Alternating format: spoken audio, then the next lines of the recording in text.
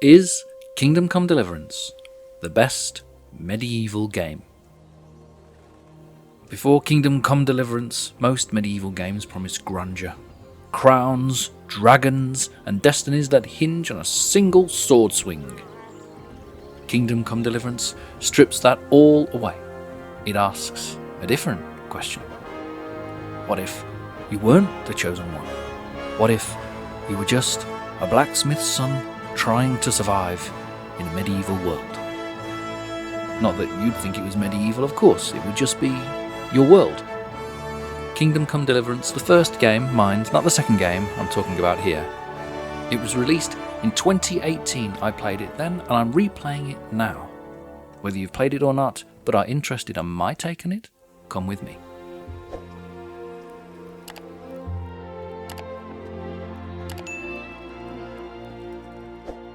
Set in the 15th century Bohemia, Kingdom Come Deliverance trades myth for mud. You play as Henry, the son of a village blacksmith whose life is shattered when mercenaries destroy his hometown, shattering his whole world.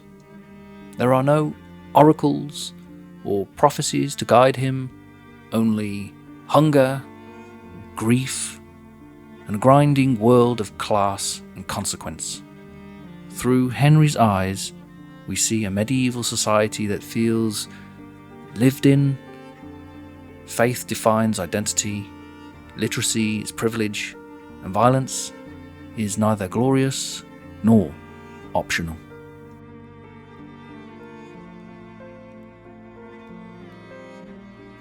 In most medieval games, peasantry is just set dressing, the backdrop to a hero's quest. Here, it's the story itself. Henry's journey from a helpless survivor to a capable squire becomes a meditation on what agency meant in a rigidly stratified world. His revenge is not some operatic destiny, it's a slow burn of anger, devotion, and sheer persistence. This grounded perspective is what makes Kingdom Come Deliverance, in my opinion, stand out from its peers. Let me pick on a contemporary of its time, which I absolutely loved, by the way. The Witcher 3 bathes its moral complexity in a myth, whereas Kingdom Come Deliverance does the exact opposite. It roots morality in realism. Geralt of Rivia wanders a land of monsters and folklore, his dilemmas filtered through allegory. Henry trudges through mud and corruption, and his choices are constrained not by magic, but by real or realish world laws. Things like religion, reputation, and individual skill. Both of these stories wrestle with morality, but The Witcher treats it as a narrative device, a mirror for the player's ethics, whereas Kingdom Come Deliverance treats it as a system. Your reputation with the church, for example, your mastery of reading, your status with nobles, they're not just flavouring the text, they're the world's moral architecture.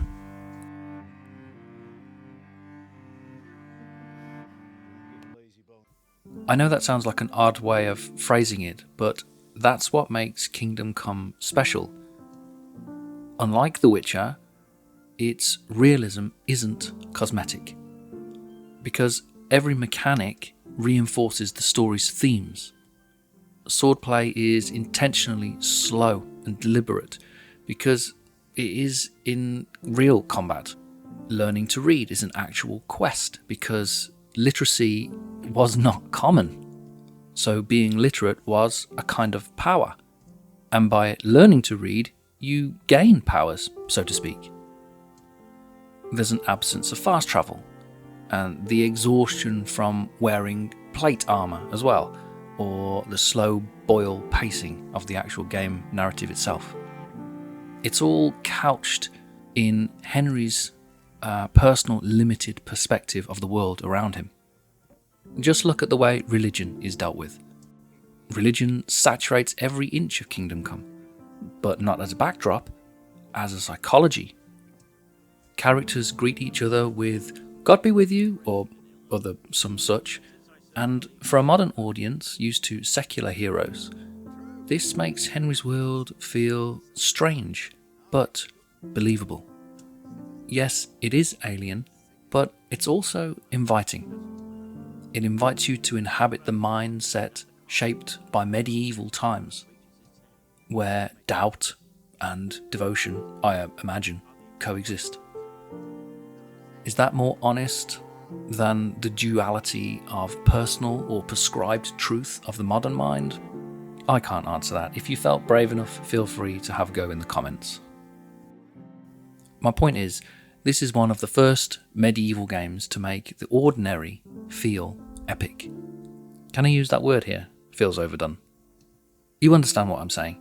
Hunting, washing, maintaining your gear. These small acts become narratives in themselves because they tie into the game mechanics. And it's genius because they reveal how precarious life would have been, how skill determines success, as in your archery skill, or how reputation was currency, as in the state of your hygiene and attire. People won't talk to you unless you're clean. Even that bloody save system integrated into crafting or the economy, forcing you to think before acting, turns consequence into storytelling. I hope you don't think I'm being cruel here, but let me compare this to Mount and Blade 2 Bannerlord. Bannerlord simulates medieval life brilliantly at the systemic level, wars, markets, clan politics, but it's a sandbox with little story. That is, up until extremely recently. And even that, comparatively, is quite shallow. But you can conquer kingdoms, although there's no personal arc, no friction of morality. And Kingdom Come narrows its focus and finds depth. Look, I'm not comparing them to make them fight for superiority, please understand. But they do compare because of their difference in approach. And that's a creative choice. Take Assassin's Creed Valhalla as another example. It offers breathtaking landscapes and historical flavour, yet everything is filtered through modern sensibilities. Individualism, empowerment, and mythic spectacle. Henry's Bohemia doesn't work like that. It feels smaller, more truer. Is truer a word? Yeah, I googled it, it's a word.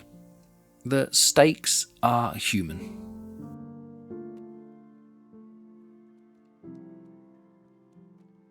For all its rough edges, the bugs, the uneven voice acting, Kingdom Come remains unmatched, in my opinion, in how it fuses mechanics, history, and narrative.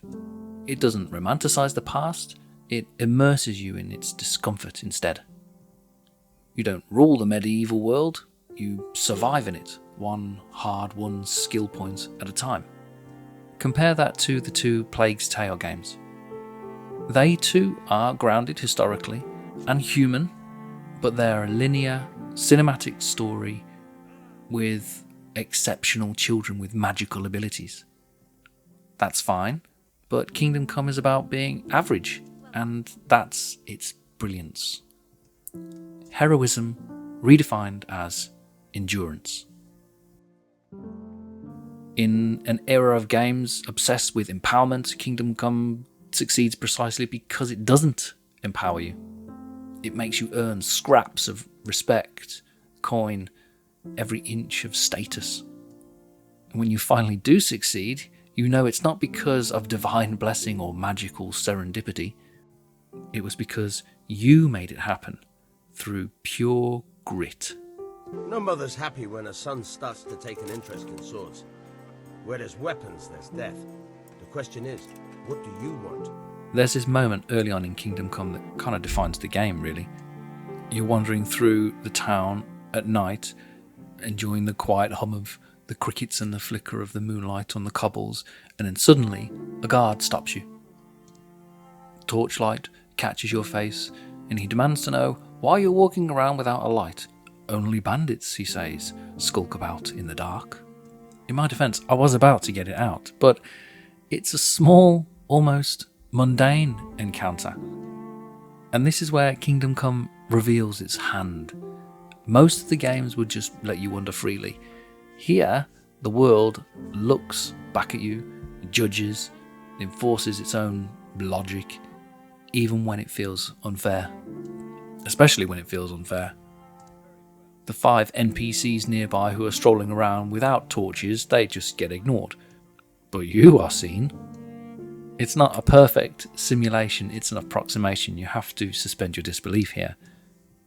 And the game isn't trying to punish you here, it's trying to help you to understand something. How precarious it was to exist in a society where authority was absolute and justice was, well, arbitrary. Kingdom Come is not interested in making you feel powerful. It wants you to feel like the world you're inhabiting is plausible. Everything exists to reinforce the world's logic. Is it perfectly balanced? No. But that armour I just looted, which is amazing, it's filthy now, I've got to clean it. And you could see that as like an irritating punishment, but combat isn't a cinematic flurry of cuts and parries, it's a desperate, methodical struggle. You're constantly aware of the heft of your sword, the drag of your shield, the exhaustion creeping into your arm. And the first time you defeat an armoured opponent, whoa, it doesn't feel heroic, it feels earned.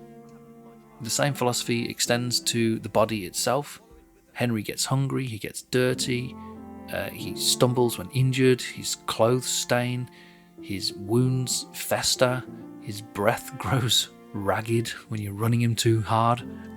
Lots of these things are commonplace nowadays, but all of it together, sometimes it can feel a bit much. In most RPGs, dare I say, your body is just a vessel for stats. Here, it's part of the narrative. The grime, the fatigue, they don't just add immersion, they're texture for your journey. You're made to feel medieval life through the way your character carries it. And they do a great job.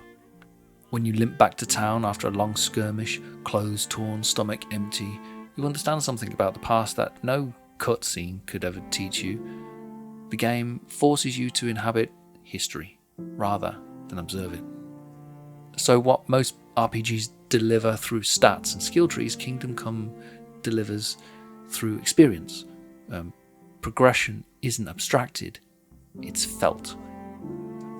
I would suggest that this is the reason people are so, how would you say it, easy on the developers. Because NPCs that go about their routines, that gossip about events and sometimes trip over their own logic, the result isn't immersion by polish, it's immersion by participation. Because you stop seeing the bugs as failures, and you start seeing them as the cost of ambition. It's the same reason I forgive that guard's hypocrisy, because he's part of a world that's trying earnestly and clumsily to feel real. So on this occasion, I'll let the fact that those NPCs are going about without torches just slip, shall I? I wrote this down in my script, and hold on. We live in an era designed focused on accessibility and convenience. Actually, I think times might be changing on that a little bit. Let me know how you feel. Are there enough of us that are fed up with it to change things? Jury's still out on that one. But I think perhaps that's why I like Kingdom Come Deliverance, is because it dares to be difficult, you know? Not hard in the traditional combat challenge sense, but hard in how it asks for patience. Eating, sleeping, reading, riding, even saving the game. Everything takes time. And at first, it feels restrictive. And then, after getting your head around the mechanics, it starts to feel deliberate. When you finally master reading after a tedious, quite honestly, quest, it isn't just another skill unlocked, it's a transformation of perspective. Suddenly you can decipher books, learn alchemy, and understand the written word, something that most peasants in the 15th century would never even dream of. A minor gameplay mechanic becomes a historical event. And the game is full of these small triumphs. You learn to brew potions, not by selecting them from a menu, but by grinding herbs and timing boils yourself. You learn to ride properly, to speak politely, to dress the part of a noble. In fact, advancement in most skills is slow, awkward, and deeply human. The first time you're given a bow and expected to instantly compete against a nobleman and realise how pathetic Henry really is, it's incredibly frustrating as a player, but also humanising to Henry as a character. You feel a little sorry for him. You realise it's a masterclass in physical narrative. Dirty clothes affect your reputation, a bloody tunic draws suspicion, poor sleep dulls your reflexes, too much drink clouds your speech. Every physical little detail feeds into the fiction of being a man caught in historical events, and you start to internalise it. You wash before going to visit the nobles, you eat before a long ride, you pray before a mission. These small acts, mechanical though they are, repetitive, and a little bit mundane, they're part of the storytelling through routine, the player and the character being in sync. Few games ever rendered history quite so tactile. You don't simply see medieval life, you carry it. The ache in your sword arm, the hunger in your gut, the sting of the guard's rebuke, they all speak to a truth no cutscene can replicate. In the end, Kingdom Come Deliverance doesn't emulate reality. It just reminds you that reality itself was fragile, arbitrary, and often unfair. And somehow, that makes every hard-earned victory, every meal, every fight you survive, every torch-lit walk home feel personal. But here's the question. Is Kingdom Come Deliverance fun? I don't think so. At least, not in the way that games usually are. It's an experience, challenging, captivating, often funny, and at times surprisingly emotional. I didn't shed a tear the way I did when Arthur Morgan died, but it felt believable, or real, or as close as a game can come to being real. It's grounded, deliberate, and unafraid of silence. The story grabs you, assuming you're drawn to medieval dramas, and the gameplay anchors you in a responsive, rule-bound world that refuses to bend to your will. Is it fun? For a few hardcore medieval fans, absolutely. For most players, probably not, I would say. But that might be the point.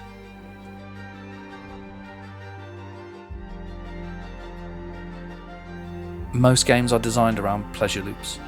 Reward, release, repetition, you fight, you win, you level up, you're constantly validated. Kingdom Come doesn't care about that.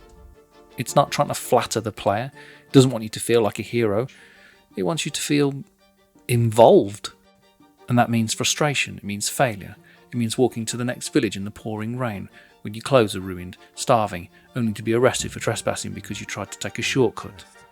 It means doing everything right and still losing a duel because you didn't manage your stamina properly. It's not the kind of fun that gives you a dopamine rush, it's the kind that leaves you muttering to yourself, this bloody game. Then you flop back into your chair and you realise that's exactly how Henry must have felt. And the brilliance of Kingdom Come comes shining out in the satisfaction that follows the struggle.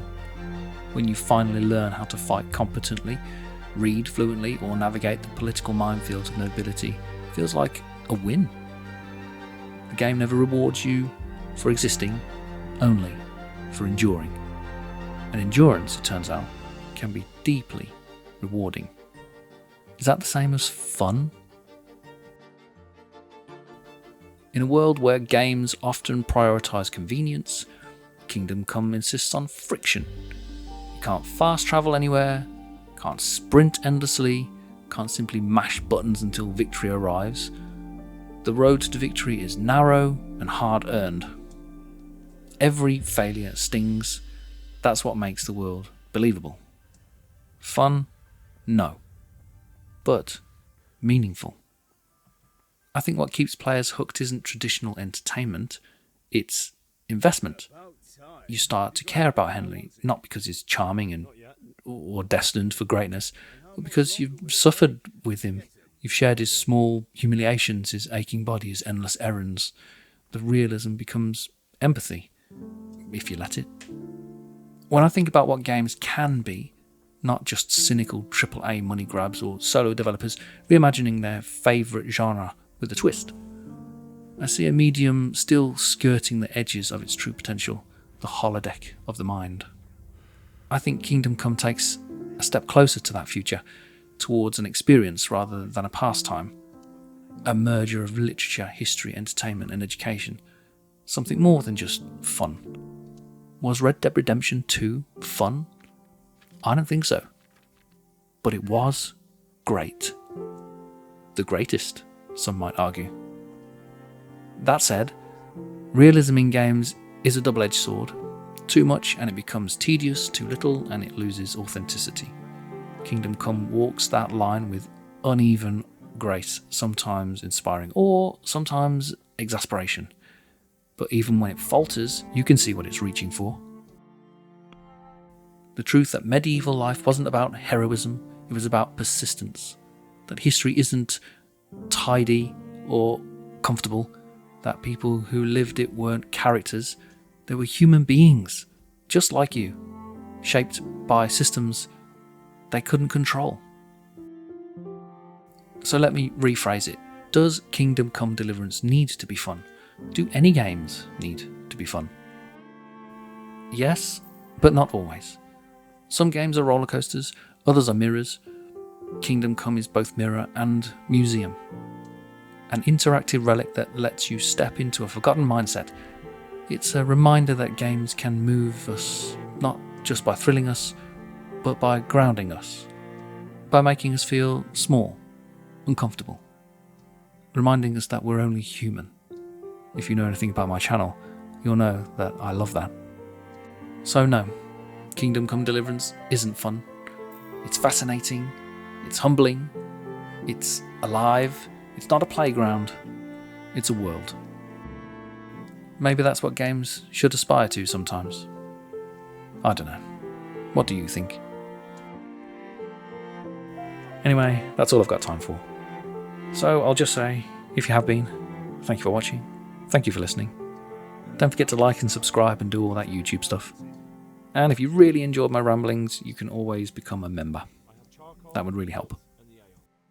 So until next time, this has been a little essay on Kingdom Come Deliverance, and I have been Lord Bara.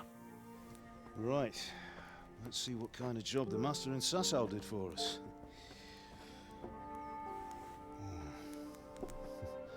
Look at that, lad. Well, that's what I call craftsmanship. What does the inscription mean? Damned if I know.